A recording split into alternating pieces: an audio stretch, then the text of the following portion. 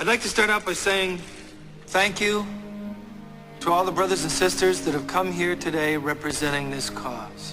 I've been asked by Mr. Itak and the Tribal Council to speak to you and the members of the press about the injustice that's been brought against us by some government officials and big business. How many of you out there have heard of alternative engines? Engines that can run on anything from alcohol to garbage or water. Or carburetors that can get hundreds of miles to the gallon. Or electric or magnetic engines that can practically run forever. You don't know about them because if they were to come into use, they'd put the oil companies out of business. The concept of the internal combustion engine has been obsolete for over 50 years.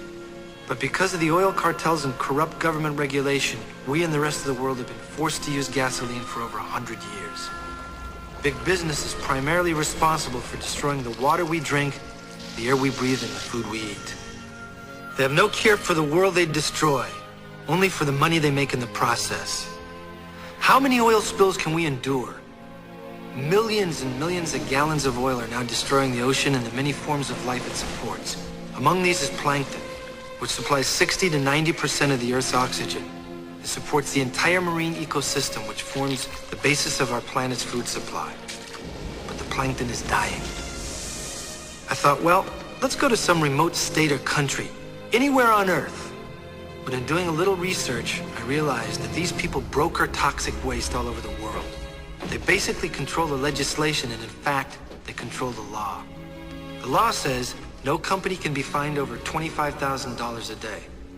If a company is making $10 million a day by dumping lethal toxic waste into the ocean, it's only good business to continue doing this. They influence the media so that they can control our minds. They've made it a crime to speak out for ourselves, and if we do so, we're called conspiracy nuts and we're laughed at. We're angry because we're all being chemically and genetically damaged, and we don't even realize it. Unfortunately, this will affect our children. We go to work each day, and right under our noses we see our car and the car in front of us spewing noxious and poisonous gases that are all accumulative poisons. These poisons kill us slowly, even when we see no effect. How many of us would have believed if we were told 20 years ago that on a certain day we wouldn't be able to see 50 feet in front of us? That we wouldn't be able to take a deep breath because the air would be a mass of poisonous gas? That we wouldn't be able to drink out of our faucets, that we'd have to buy water out of bottles? The most common and God-given rights have been taken away from us. Unfortunately, the reality of our lives is so grim nobody wants to hear it. Now I've been asked what we can do. I think we need a responsible body of people that can actually represent us rather than big business. This body of people must not allow the introduction of anything into our environment that is not absolutely biodegradable or able to be chemically neutralized upon production.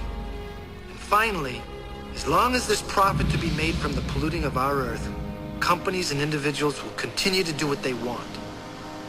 We have to force these companies to operate safely and responsibly, with all our best interests in mind, so that when they don't, we can take back our resources and our hearts and our minds and do what's right. Gosh, let the Great Spirit, I ask you to bless all the people here, our grandmas, our grandpas, and the little ones. We have a full directions, and I want to bless the future generation and the Indian nation, our people, to be strong again. The earth is our grandma.